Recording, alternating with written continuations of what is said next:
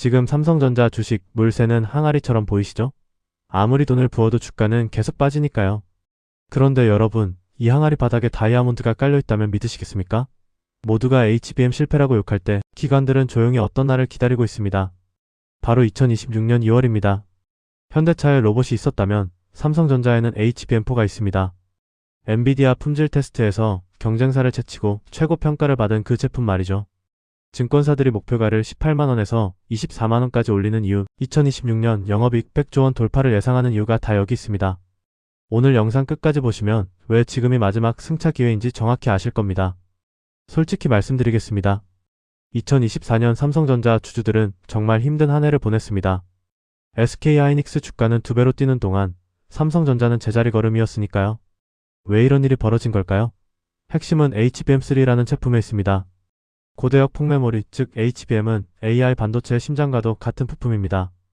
엔비디아가 만드는 AI 칩이 제대로 작동하려면 반드시 필요한 게 바로 이 HBM이죠.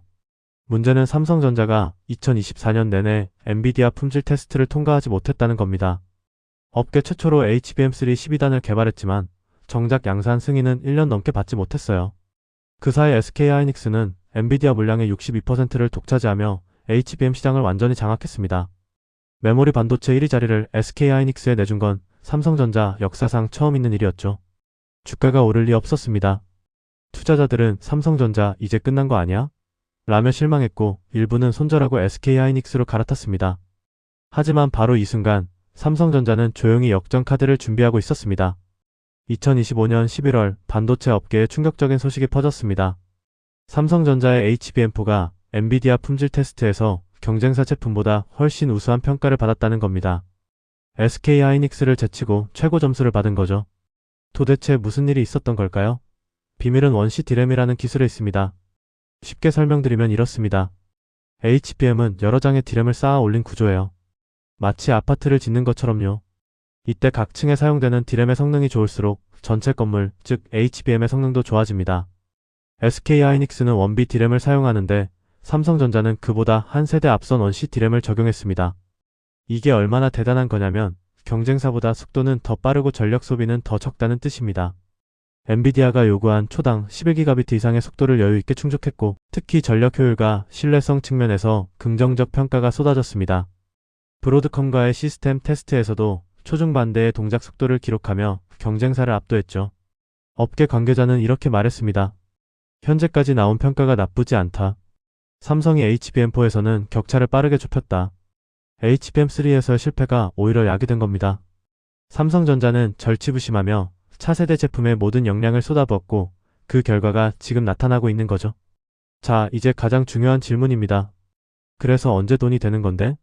바로 2026년 2월입니다. 삼성전자와 SK하이닉스가 HBM4 양산 시점을 당초 계획보다 34개월이나 앞당겨 2026년 2월로 최종 확정했거든요.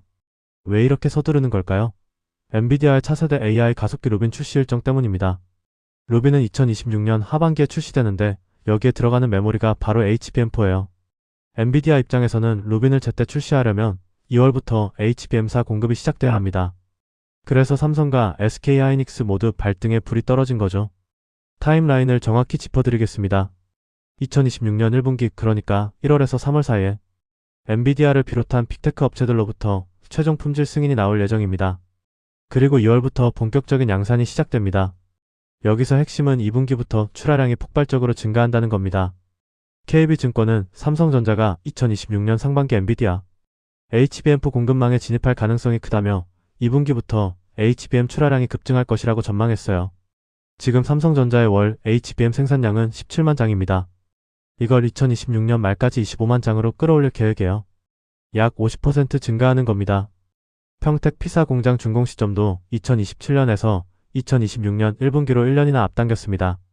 이게 무슨 의미냐면 삼성전자가 HBM4에 회사 운명을 걸었다는 뜻입니다.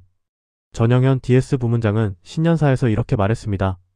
HBM4는 고객들에게 삼성이 돌아왔다는 평가를 받으며 차별화된 경쟁력을 보여줬다. 자신감이 넘쳐 흐르죠? 2026년 2월 이날이 바로 삼성전자 주가의 분기점이 될 겁니다. 말로만 좋다고 하면 믿기 어려우시죠? 이제 구체적인 숫자로 보여드리겠습니다. 증권사들이 삼성전자 2026년 영업이익을 얼마로 예상하는지 아십니까?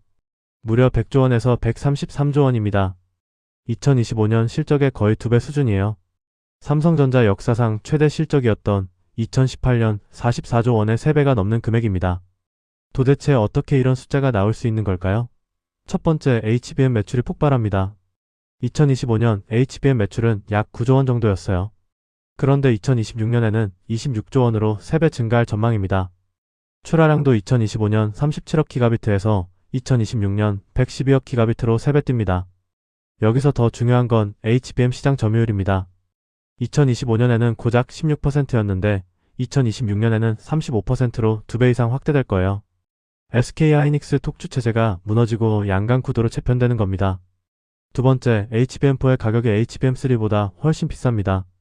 신제품은 항상 프리미엄이 붙거든요. 게다가 2026년에는 전 세계적으로 메모리 반도체가 부족해집니다. 수요가 공급을 30% 이상 초과하는 상황이에요.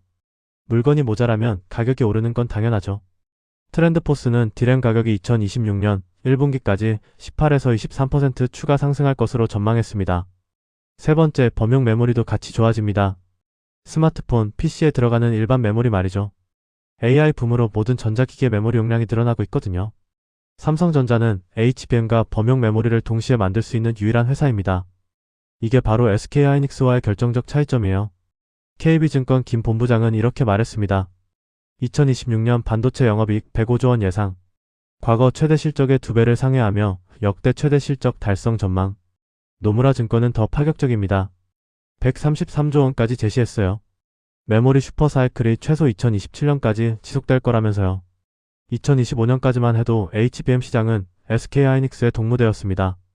시장 점유율 62%, 엔비디아 물량의 대부분을 독차지했죠. 삼성전자는 고작 17%로 3등이었어요. 그런데 2026년 상황이 완전히 달라집니다. 업계에서는 SK하이닉스 톡주 체제에서 삼성 대 SK 양강 구도로 재편될 것이라는 전망이 지배적입니다.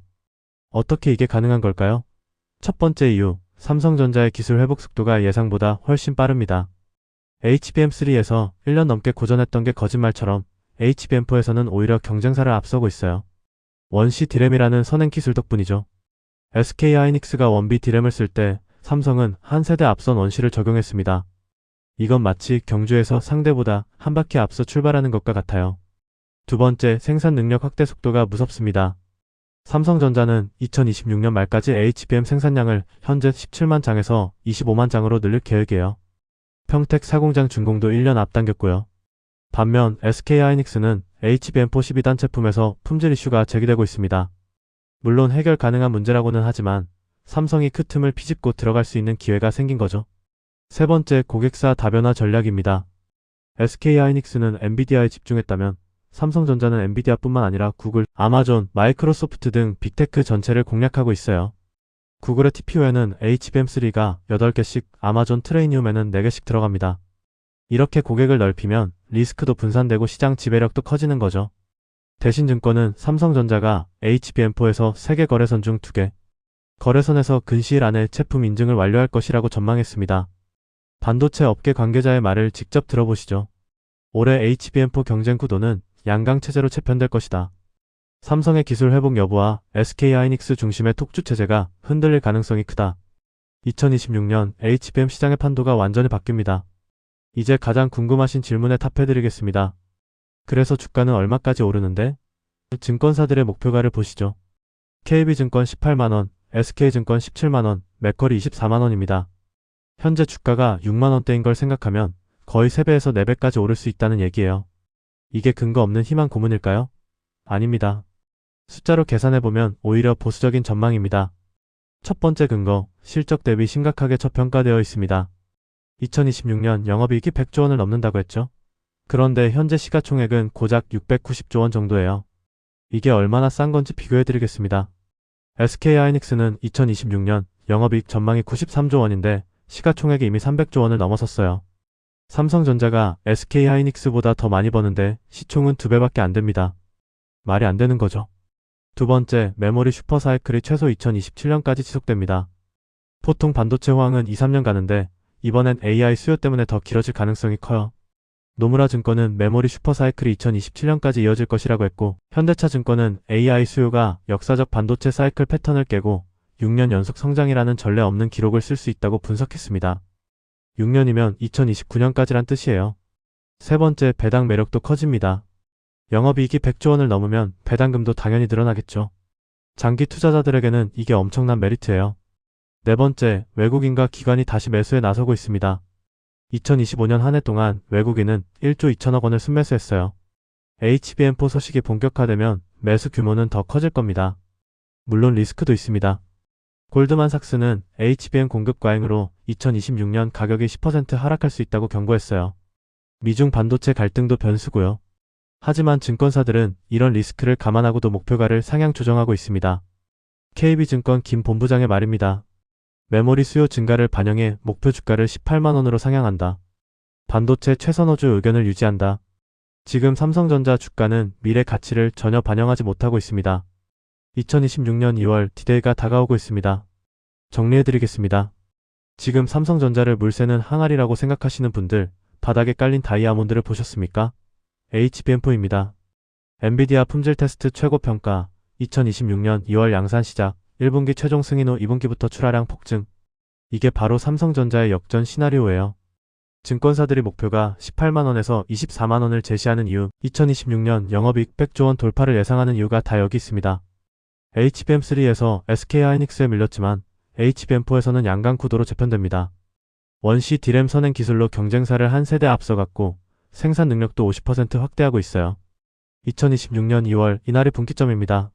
모두가 욕할 때 조용히 준비한 사람이 웃는 법이죠. 지금이 마지막 승차 기회일 수 있습니다.